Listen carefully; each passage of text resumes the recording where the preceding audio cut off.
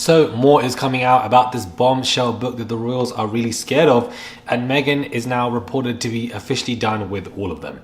Hey guys, it's Markle. Hopefully you guys are all doing well today. Back again with another video. If you have not subscribed, click that button. It is another Royal Nugget video. Subscribe to the channel. Let's get into this. I am feeling slightly unwell. Send a super thanks. I would appreciate it, but let's get into this. Like, my stomach is just killing me. The Duchess of Sussex has officially moved on from the royals, whilst Prince Harry apparently has a lot of unfinished business to do, Omid Scobie tells People. Whilst the Duchess of Sussex 42, and this is being reported by, Two People magazine as an exclusive, so it's pretty major. I trust them more than the Daily Fail.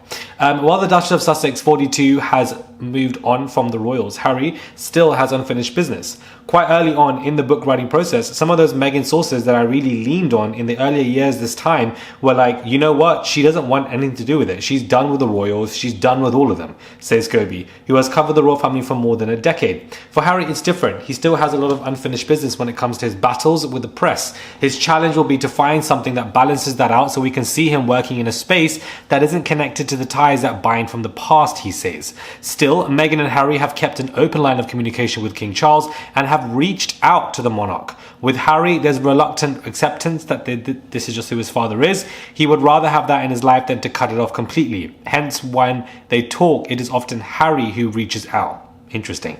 And I was surprised to learn that even Meghan has some sort of correspondence with Charles as well, sending over photos of the children, although they're not directly to him, so there is a willingness there from Meghan as well. In May, Harry made a brief appearance at the coronation of his father, King Charles and Queen Camilla, but wasn't invited to be on the palace balcony. Scobie chronicles both the breakdown of the royal family and the weakening of the modern monarchy. According to the author, Harry is the rear-view mirror for his brother Prince William. William's so far forward in his journey that what is important today is very different to what was important 10 years ago. You really feel this when you talk to people who work at the palace, that they really consider what Harry and Meghan, but mostly Harry, say as just irritating noise. The feelings of this man are not worth anything anymore. That's sort of typical of any big corporation when it comes to a royal family that works of this nature. So, again, these are just little increments that he's dropping to People magazine as exclusives before his book obviously gets released in a week's time, that Meghan is basically done with the family. Like, she's not really in correspondence with any of them outside of, through People sending stuff to Charles. Now, mind you, Meghan doesn't have to send anything to King Charles. Nothing. And it's Harry who reaches out to King Charles. And it's Harry who, still has an ideation of him because that is his father. So we can clearly see who are the empathetic people here. It's not Charles. It's not William.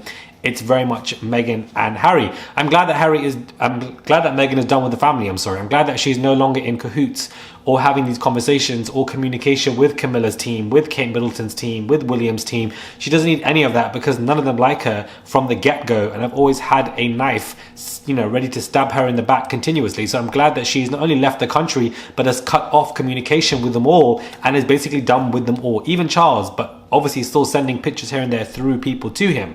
So I trust what Omid Scobie is saying because of his relationship with Harry and Meghan, and over the fact that he's worked for 10 years.